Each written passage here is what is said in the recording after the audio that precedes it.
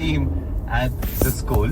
Yes, well, the Horizon International School have recently held its annual WADI cleanup, a sustainability initiative that's aimed at combating litter and garbage and all that rubbish we find in natural landscapes. It's been spearheaded by the girl who's joining us, the here-known academic Rayya Sheriff, and the member of the Revive Sustainability Engineering team at the school, which she's very proud of. And also joining us is Miss Chloe-Jayne Davidson, the art teacher at the Horizon International School. To the two of you, good morning, and thank you for joining us via Zoom today. Hi, how are you? This is very good. Rayya, congratulations on all of this work. This is amazing that you've been able to start this initiative. Where did the idea come from? Well, WADI cleanup's always been around at our school, but my team, we do a lot of new stuff around the school, but we wanted to be part of the school culture and part of the school legacy. So we wanted to take that tradition and kind of make it new. So that was the initial idea. Well, what are some of those new things that you've put in to impact it compared to previous years? Well, lots of things are down the pipeline. However, we're thinking about a lot of new sustainability to try initiatives to try and make the school a lot more sustainable. Because obviously F1 cars contribute a lot to climate change. So if you're working in that kind of area, you've got to kind of give back to the environment and the community. And overall, with the other students at the school, at the Horizon International School, is there a lot of rejection? Is there a lot of positivity? What's the mood of the school when it comes to these initiatives? Well, it's a very positive school, but obviously sustainability, lots of people think it's overdone nowadays because lots of things are about sustainability. So what we really wanted to do was try and get more people into it and get more people interested in sustainability, and that's like the idea for a fashion show or something arty came along, because that's obviously a bit more cool than let's go and pick up rubbish. I think you're right. I think we do get fatigue as much as we want to be sustainable. If we're hearing it every single day, its impact is certainly diminished. You mentioned you're doing this collaboration with the school's art department. It's called the Evolve 3 Fashion Show, which is a way to kind of gloss up the program. What role do you think art is in promoting sustainability? Is it just trying to get people out of it into a different mindset?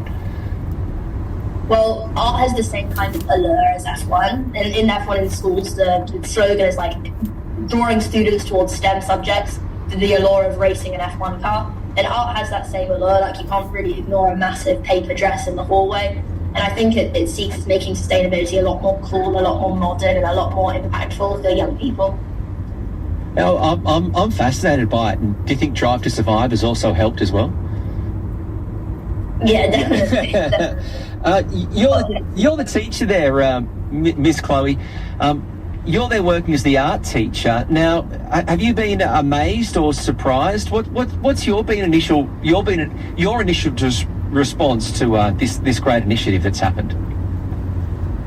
Well, we've got really creative students here, so I wasn't so surprised about the engagement, and there was a lot of engagement. They've got some great ideas, and Rayya comes to my ECA, my Fashion and Textiles Club, quite a lot, and with her participation in F1, we just kind of got talking, and this idea came out. So yeah, it was great. Lots of participation, and great things came out of it. Ms. Chloe, if you could elaborate on the process working with students to create wearable fashion pieces from recycled materials which were found during the cleanup. If you could elaborate on that.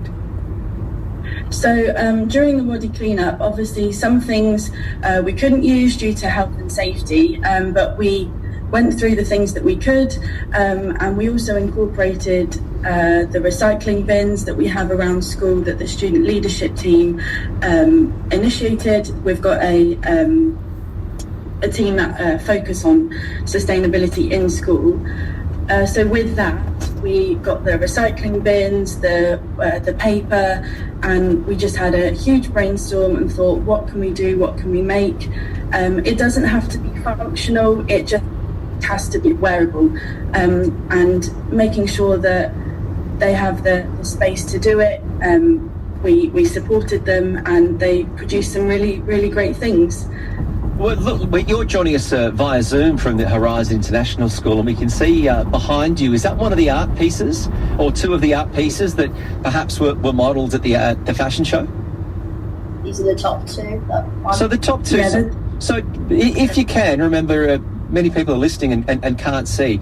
Try and describe, what makes those two pieces, they look like sort of dresses, but what makes them so unique and sustainable? Well, they're really impressive, first of all. Like, I walked into it thinking they're going to make some hats and a bag, and they whacked out these two gowns.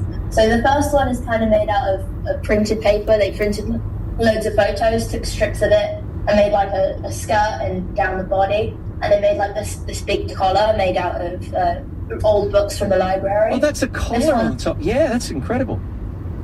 There's rope from the WADI cleanup on there too. This one is got a newspaper kind of big thing on the back, a little bit like wings, and it's got the old books to make like a ruffle skirt. So they went all out. They didn't just go in with a hat or a bag. It's really impressive. Right. And also access of the tissue box. Yeah, old tissue box from the WADI in a bag. So you're making dresses out of old pages and paper and tissue boxes, and I'm pretty sure there'd be plenty of students that have got textbooks from the year before that they'd be happy to donate to make into a dress. Is that what happened?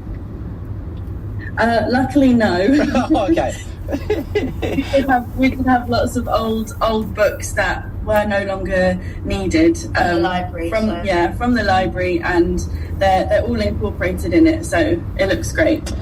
Any reaction from parents as well, from outside the school? What have some of the parents been thinking about this initiative? Because sometimes they can get a bit, schools for reading and writing and arithmetic. What did they think about you being so creative and working about something so passionate?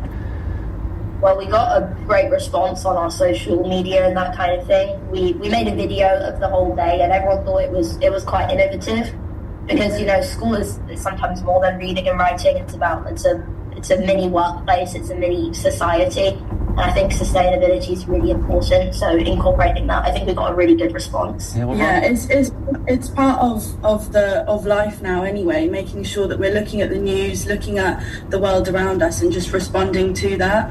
And at our school, we're very creative, and students might not be loud in terms of they want to say something through drama, through music, but art is powerful, and they can say their message through different artwork as well. So our parents are really supportive of making sure that they can speak, they've got a voice. So it was a really positive day. Yeah, I love this. I think you're giving people opportunities to express themselves for a great cause, to use other parts of their brain, and to be able to, learn and incorporate life outside the classroom. Rayya, you're a superstar for doing this. What are your plans once you graduate? What do you want to do? Do you want to work somehow in sustainable fashion, or have you learnt anything from this that might want to change your goals post-school? I'm really not sure what I'll do after school. I kind of like everything, but art and sustainability and being creative has always been like a part of who I am. I love writing, I love drama, I love all of that kind of thing. So I definitely want to work in a creative field. And when I started off with Revive, I was kind of like, oh well, I'm a sustainability engineer, I'll have to do some recycling and stuff to get the points. Yeah. But as I went on, I started to see, well, actually we've collected this much rubbish, we've done this much, and it starts to on you, and I don't think that's going to go away from me now. So I think I am going to end up working in something sustainable, because once you get that impact, it's an addictive feeling. You don't want to stop. And you've also set the bar pretty high. Miss Davidson, what are the students going to do next year for the WADI cleanup? They've got an impressive bar to get over.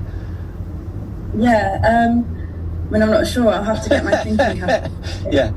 We definitely want to keep doing it. Yeah, definitely. It's been going on for a few years now, and Agnes, the parent who runs it, she's been doing amazing work, but it's kind of been quiet under the radar. So we kind of wanted to give it like that fresh, kind of useful perspective and like throw it out into the open. So we hope more F1 in schools teams are going to work on this as well. Well, I think this is inspirational. Congratulations to the two of you, Rayya Sheriff from Year 9 and Ms. Chloe-Jayne Davidson, the arts teacher at the Horizon International School.